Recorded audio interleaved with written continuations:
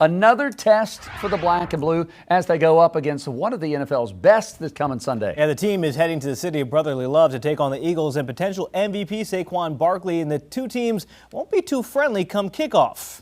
We're joined now by Charlotte Sports Live's Mike Lacett.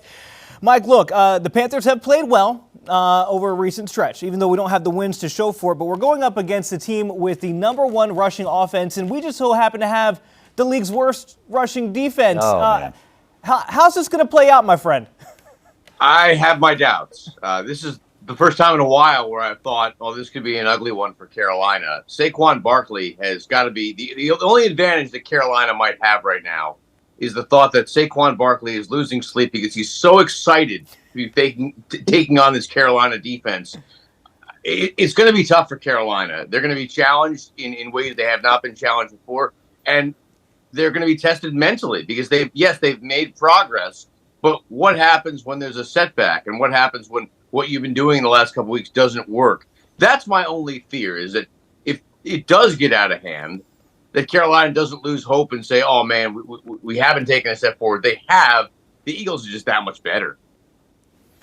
You know, you're talking about trying to be able to stop Saquon Barkley there. You know, Panthers defense coordinator Avira Ajiro, his mentor happens to be the defensive coordinator for the Eagles. So, you know, he says he's learned a lot from him. Has he learned enough, though, to be able to, I don't know, get our defense to step it up against one of the best rushing offenses in the country? Well, I'll say this about Carolina's defense. I mean, yeah, there's a lot of deficiencies, and keep in mind they have had a lot of injuries. Shaq Thompson, Derek Brown this season. Also, Josie Jewell was gone. Jadeveon Clowney was gone for a while. They've returned, but I'll say this: the last couple of weeks, one thing they have done really well is get to the quarterback. So they have been able to put pressure on the quarterback. That could be something that plays to Carolina's advantage. But as far as the rushing attack goes, very frustrating. When you watch the game on Sunday against the Bucs, Tampa, when they were struggling, they went away from the run. It was when they found success again, they went back to the run. And if I'm Philadelphia, I'm looking at that and saying, that's what we've got to do. We've got to stay on them and keep the pressure on their defense to stop the run and dare them to do it. Because at this point, me personally, I don't think they can. Mike, one of the things you talked about is like the mental fortitude that the Panthers are going to have to show if things start to go awry. And obviously we've seen Bryce Young come a long way. The past 2 games he's thrown for over 200 yards. People are saying they like what they've seen out of the young QB here in year 2. But we're going against a team that's number 3rd in the league in terms of pass defense. This might be the toughest test that Bryce has faced. What is Bryce going to need to do, and what is Dave Canales going to need to tell Bryce to do out there on the field so things don't get out of hand and he can continue to show positive signs of improvement? You're just saying everything that I would say right now in terms of laying it out. I mean, you're making it so obvious that the challenge is there for Carolina in ways that it hasn't been in recent weeks. The first thing I think it starts is with the offensive line. They have done such a wonderful job this season at providing Young the time to make the decisions that he's been able to make.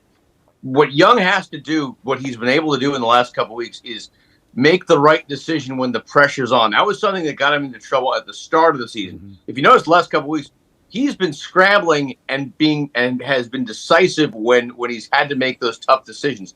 That's going to be key for him once again. When the pressure's on, he's got to make the right throws and not get rushed or challenged or dared into doing something that probably isn't the smartest thing to do. What do you okay, I'm not going to ask for your prediction, but you obviously think that this is another loss that we're going to add to the column. What do you think? By 2, possibly 3 touchdowns? I would say that 2 touchdowns would be a fair thing. I mean, again, the thing that Carolina doesn't have anymore is the element of surprise. The secret's out. Bryce Young has earned the respect around the league. The Panthers have earned the respect, a little bit of a team that, you know, they weren't there at the start of the season. Now they're getting there. So the one thing that Carolina may have had going into this game is gone. I would say 2 touchdowns, very fair at this point.